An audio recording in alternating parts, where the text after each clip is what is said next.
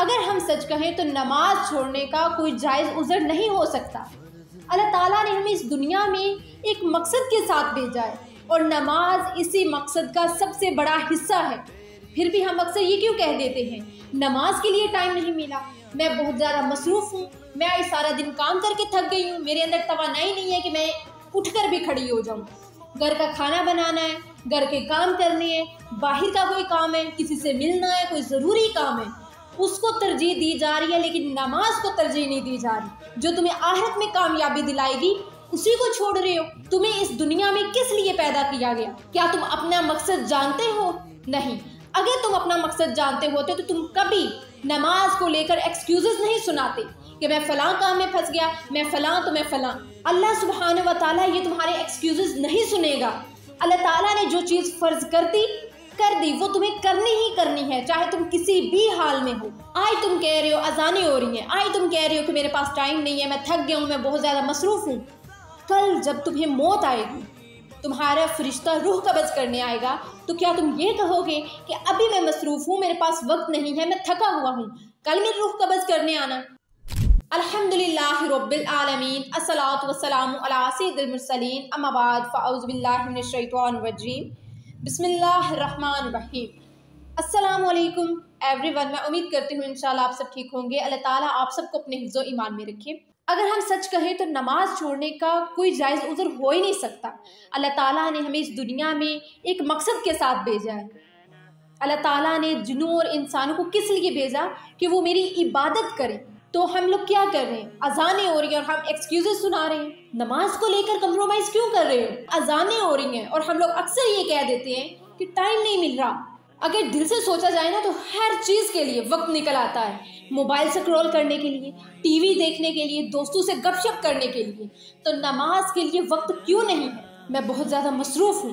دنیا کے سب کام کرنے کے لیے مصروف ہو سکتے ہو، مگر جب موت آئے گی اس وقت بھی یہ کہو گے کہ میں بہت زیادہ مصروف ہوں، میں بعد میں مروں گا، تھکا ہوا ہوں، توانائی نہیں ہے۔ لیکن جب کسی سے ملنے کا شوق ہو، کوئی پسندیدہ کام کرنے والا ہو، تو توانائی کہاں سے آ جاتی ہے؟ نماز تو روح کی توانائی ہے جو ہمیں اللہ تعالیٰ سے جوڑنے کا ذریعہ ہے۔ ہم اللہ تعالیٰ سے اپنا کنیکشن مضبوط کرنے کے بجائے ہم لوگ دور ہوتے جا رہے ہیں۔ کس کے لیے؟ اس دنیا کی خاطر۔ دل نہیں چاہ رہا نماز پڑھنے کو، لانے لگا رہے خود کو کہ بعد میں پڑھ لوں گا۔ اگر ڈاکٹر کہے کہ یہ میڈیسن لینی ضروری ہے ورنہ بیماری بڑھ جائے گی، آپ کے چند دن رہ گئے ہیں، تو کیا آپ پھر کہیں گے کہ یہ میں میڈیسن بعد میں لے لوں گا؟ نہیں، آپ اسے پہلے لینے کی کوشش کریں گے، فکر مند ہوں گے کہ میں یہ میڈیسن پہلے لوں۔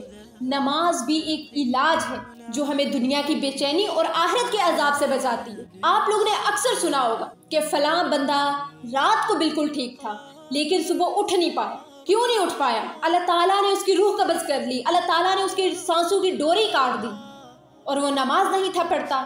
وہ روزانہ ارادہ کرتا تھا کہ یا رب العالمین میں کل نماز پڑھ لوں گا، آج نہیں تو کل پڑھ لوں گا۔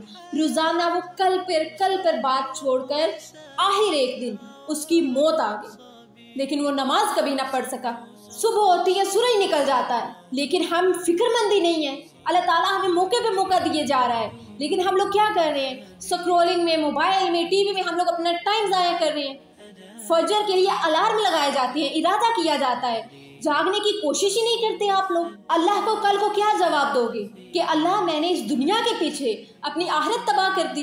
تھوڑی دیر کے لیے سوچیں کہ اگر آج رات آپ ارادہ کرتے ہو کہ میں صبح اٹھ کر فجر کی نماز ادا کروں گا، اگر آپ کی صبح آنکھ نہیں کھلتی، گھر والے آپ کو ہلا ہلا کر اٹھا رہے ہیں، لیکن آپ ہمیشہ کے لیے سو چکے ہو، روح پرواز کر چکی ہے، جسم بے جان پڑا، وہ جو روز اپنے نفس کو بہلایا کرتا تھا، جو کہتا تھا آج وقت نہیں ہے، میں مصروف ہوں، کل سے پڑھ لوں گا، کل سے نماز شروع کر لوں گا، اور اس کا اگلی صبح وقت ختم، سانسوں کی ڈوری کاٹ چکی ہے، اب تو کوئی بہانہ کام نہ آیا۔ آج وہ حقیقت میں نماز کے لیے نہیں اٹھ سکا، اور جو فجر چھوڑ دی تھی آج وہی فجر قضا ہونے کے بجائے اس کی تقدیر بن گئی۔ کیا آپ بھی فجر کے الارم کو اس نیت سے بند کرتے ہیں کہ بعد میں پڑھ لیں گے؟ اگر وہ بعد آیا ہی نہ تو کیا کرو گے؟ کیا اس وقت کو واپس لا سکتے ہو؟ کیا وہ قضائے نمازیں ادا کر سکتے ہو ٹائم پر؟ نماز چھوڑنے کا سب سے زیادہ نقصان جانتے ہو کیا ہے؟ صرف اللہ کا حکم ہی نہیں، اپنی روح کو بھی زخم دینا۔ तुम्हें खुद से बिल्कुल मोहब्बत ही नहीं है। अगर तुम्हें खुद से मोहब्बत होगी, तुम नमाज अदा करोगे, तुम अल्लाह की इबादत करोगे, तुम दोज़ख के अज़ाब से बचने की कोशिश करोगे, अल्लाह का खौफ होगा तुम्हारे दिल में। अल्लाह ताला ने जो चीज़ फ़र्ज की है वो सिर्फ एक जिम्मेदारी नहीं बल्कि इंसान के असल फ़ायदे के लिए होती है, लेकिन इंसान बदकिस्मती से उन चीज़ों को इग्नोर कर रहा है जो उसके लिए सबसे ज़्यादा फ़ायदा रखती हैं। नमाज सिर्फ एक इबादत नहीं है बल्कि एक रूहानी ज़रूरत है जिसे हम अक्सर समझने के बजाय इग्नोर कर देते हैं। जब हम नमाज नहीं पढ़ते तो इसका मतलब ये होता है कि हमारा दिल अल्लाह ताला से दूर हो रहा है, हमारी सारी फिक्र दुनिया के मामलात में गुम हो गई है, आखिरत की फिक्र कम हो रही है, अल्लाह ताला का खौफ दिल से ख़त्म हो रहा है, हमारे दिलों में जंग चढ़ रहा है, ऐसा जंग कि हम अल्लाह ताला की तरफ नहीं लौट सकते, हम तौबा इस्तग़फ़ार नहीं कर सकते। अल्लाह ताला ने हमसे सजदे की तौफीक छीन ली। ऐसा जंग अल्लाह दिलों पर चढ़ा देता है। नमाज ना अदा करके हम अल्लाह की रहमत और हदायत से महरूम हो रहे हैं। ये सिर्फ एक गुनाह नहीं बल्कि एक ऐसी कमी है जो इंसान को आहिस्ता आहिस्ता ज़िंदगी के असल सुकून से महरूम कर देती है। फिर चाहे इंसान दुनिया के किसी कोने में भी चला जाए, उसे वो सुकून नहीं मिलेगा जो अल्लाह की याद में सुकून मिलना था। नमाज को छोड़ने से सबसे बड़ा नुकसान हमारी खुद की रूह को होता है। इंसान सिर्फ एक जिस्म नहीं बल्कि एक रूह भी है। जैसे जिस्म को ग़ज़ा की ज़रूरत होती है, इसी तरह रूह को भी ग़ज़ा चाहिए।